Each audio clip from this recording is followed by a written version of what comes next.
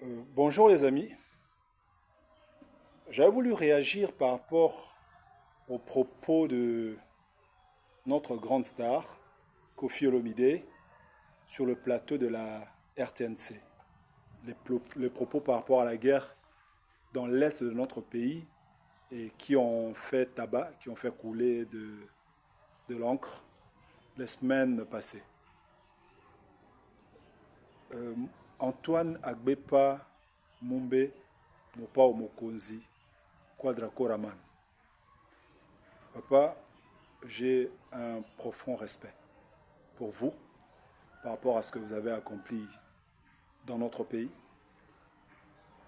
par rapport à la culture de la République démocratique du Congo que vous avez portée haute sur l'échiquier international. J'ai du respect pour cela. Au même moment que j'ai du respect pour vous, je voudrais également vous dire, papa, qu'il y a des domaines dont les contours vous échappent, notamment celui de la communication et celui de la sécurité. Et je voudrais tout simplement qu'à la prochaine, vous essayiez de contextualiser le temps et les lieux ou l'espace pour parler de quelque chose, surtout si c'est un domaine dans lequel vous n'êtes pas un expert. Je vous parle en tant qu'expert en communication, avéré. Vous savez, la guerre qui nous est injustement imposée et menée dans l'est de la République démocratique du Congo est une guerre de communication en premier lieu. Ça veut dire le Rwanda et ses supplétifs ont mis en place tout un dispositif pour communiquer, démoraliser et manipuler le cognitif du Congolais afin de se faire accepter par la population. Et je crois, vous, à votre âge, celui que je respecte parce que c'est l'âge de mon père, vous devriez vous rendre compte que les images, toutes les images qui sont balancées sur les réseaux sociaux doivent être vérifiées selon l'authenticité et la véracité également, avant qu'on puisse confirmer que c'est un fait véridique ou pas. Vous pensez qu'un militaire qui irait au front accepterait à ce que l'on puisse le filmer en train de rouler à moto? C'est une fausseté. Ça a été conçu pour des fins, comme on le dit en bon français, du politiquement correct ou du communicationnellement correct, pour la consommation de gens ignorants de la communication. Et vous, malheureusement, vous avez mordu à l'hameçon. Vous êtes tombé dans le piège. Mais ce que je regrette, c'est quoi, papa? Vous vous êtes permis d'aller en parler sur un plateau de la télévision nationale comme si vous aviez été l'émissaire soit de ces rebelles, soit des Rwandais. C'est vraiment regrettable. On vous a posé une question claire. Félicitations à Kabasele, le confrère, qui vous a posé une question relative à votre contribution dans la lutte que nous menons contre nos agresseurs. Et vous devriez rester dans le contexte, monsieur l'artiste.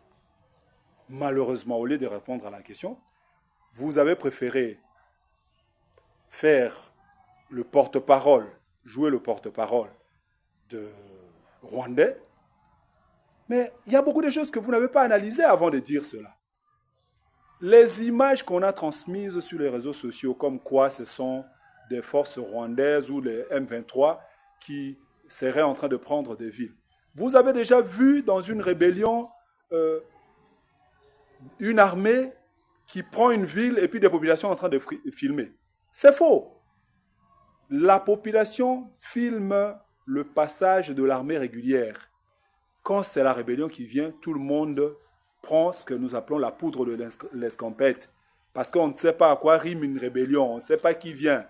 Et ceux qui ont vécu les rébellions, comme vous et moi, mais surtout nous autres qui avons été dans l'arrière-pays, nous avons vécu les rébellions, nous savons à quoi rime l'entrée d'une armée rebelle. Et vous voyez les gens en train de filmer, on vous dit que ce sont des Rwandais ou soit des M23, et vous, bêtement, je pèse ce que je dis, vous acceptez, vous pensez que ce sont réellement des rebelles et que les gens sont en train de les filmer. C'était tout simplement des images qu'on appelle des images pour besoin de la communication. Quelqu'un a pris le passage de convoi de l'armée régulière et il a mis des commentaires pour écrire et vous dire que c'était l'entrée de M23 ou des supplétifs des Rwandais. S'il vous plaît, papa, je ne voudrais pas beaucoup parler, mais je voudrais tout simplement que vous sachiez que la guerre qui nous est menée à l'Est est une guerre de communication. Il y a tout un dispositif rwandais qui est mis en place pour démoraliser les Congolais, lui faire haïr son pays, lui faire haïr son président, lui faire haïr ses dirigeants, le faire haïr lui-même pour que nous abandonnions le pays et que nous donnions raison à la communauté internationale afin de faire venir des étrangers qui, en fait, on pense qu'ils ont le monopole de l'intelligence pour pouvoir développer notre pays. Et vous, malheureusement, une méga star que vous êtes, vous avez mordu à l'hameçon. Je voudrais vraiment que vous vous amendiez par rapport à ça et que, à la prochaine, vous ne tombiez pas dans de pièges pareils. Et je voudrais en profiter pour parler à tout le monde qui était en train de défendre ces propos de M. Kwadra Koraman Kofi Olomide Antoine Agbepa Mumbe. S'il vous plaît, mes amis, Kagame est en train de commettre de massacres de par le monde.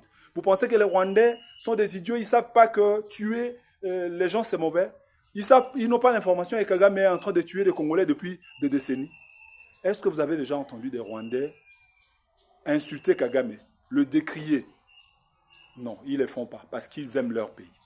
Vous savez, c'est facile de dire j'aime mon pays, hein, mais quand on analyse dans les actes, on réfléchirait deux fois, je voulais dire, avant de lancer devant les gens qu'on aime son pays. Les États-Unis commettent de massacres de par le monde, à travers le monde entier. Avez-vous déjà entendu des Américains insulter leur pays? Ils ne le font jamais. Les Américains ont un slogan en dehors de leur devise. Que Dieu bénisse les États-Unis d'Amérique. Tous les dirigeants américains, tous les politiciens américains le disent. Il n'y a que dans notre pays où on monte un politicien pour pouvoir insulter son pays, pour pouvoir dénigrer ses dirigeants, pour pouvoir se dénigrer lui-même. Et nous trouvons cela normal. Est-ce que dans votre famille, je prends l'exemple de notre mégastar Antoine Agbepa Mumbe, Maman Annie, paix à son âme. Si aujourd'hui je me mets devant la télé et que je commence à parler du mal de Maman Annie, même si c'est un mal qui était réel, qui était véridique, en serez-vous content? Je ne pense pas que vous en serez content. Vous allez la défendre même étant dans la tombe. Et si déjà pour Maman Annie, qui est une de dignes filles de la République démocratique du Congo, vous pouvez prendre autant de défense. Et pour la République démocratique du Congo, qui vous a vu naître, qui vous a tout donné, qui vous donne le souffle de vie que vous avez aujourd'hui, qu'est-ce que vous devez faire pour ce pays? Je pense qu'un plateau de télé n'est pas un lieu indiqué pour venir dénigrer la République démocratique du Congo, quel que soit le mal qui s'y érige. On est habitué à parler de nos parents, de nos membres de famille, en famille comme on le dit. Il y a des lieux pour le dire, il y a des espaces pour le faire. Ce n'est pas en public qu'on vient le faire, parce qu'en le faisant en public, nous sommes non seulement en train de les dénigrer, mais nous sommes aussi en train de nous mettre en mal. Je pense que nous tous Congolais devions réfléchir à ce que nous disons par rapport à notre pays. Et chaque jour, nous devrions dire que Dieu bénisse la République démocratique du Congo. Moi, il y a des phrases que je ne prononce plus. Oh Mboko yo bongate, je ne le dis plus jamais. Oh Mboko yo ebeba, je ne le dis plus jamais. Oh peuple nino, je ne le dis plus jamais. Quand je me réveille, je dis merci à Dieu. Je dis que Dieu bénisse la République démocratique du Congo et je suis fier d'être Congolais. Et je pense que cela devait nous animer, nous tous. Surtout vous, nos frères et sœurs qui habitez l'Europe et qui pensez que la vie est toute rose pour vous. Vous vous trompez. Vous vous trompez. Moi, je pense que nous devrions nous tous faire face aux Rwandais et cesser de nous critiquer pour de faits communicationnels que les Rwandais ont conçus pour pouvoir nous démoraliser. La plupart des réseaux sociaux, la plupart des comptes Facebook, WhatsApp et tous des groupes qui sont créés, ce sont des Rwandais qui nous ont infiltrés et qui créent ces groupes-là pour pouvoir nous démoraliser. Nous devons nous en rendre compte aujourd'hui. Et je voudrais à ce que tous les artistes musiciens, peintres, de comédie théâtrale et consorts, que vous preniez conscience que vous avez un rôle à jouer dans le développement de ces pays et que vous devez en premier lieu ascenser ces pays, prodiguer de conseils en lieu et place d'insulter vos dirigeants, en lieu et place de dénigrer votre pays. Vraiment, je le dis, la mort dans l'âme, parce que quand je suis tous les dénigrements dont notre pays victime, fait face sur les réseaux sociaux, je me pose la question, quel effort il faut encore fournir pour développer l'homme congolais?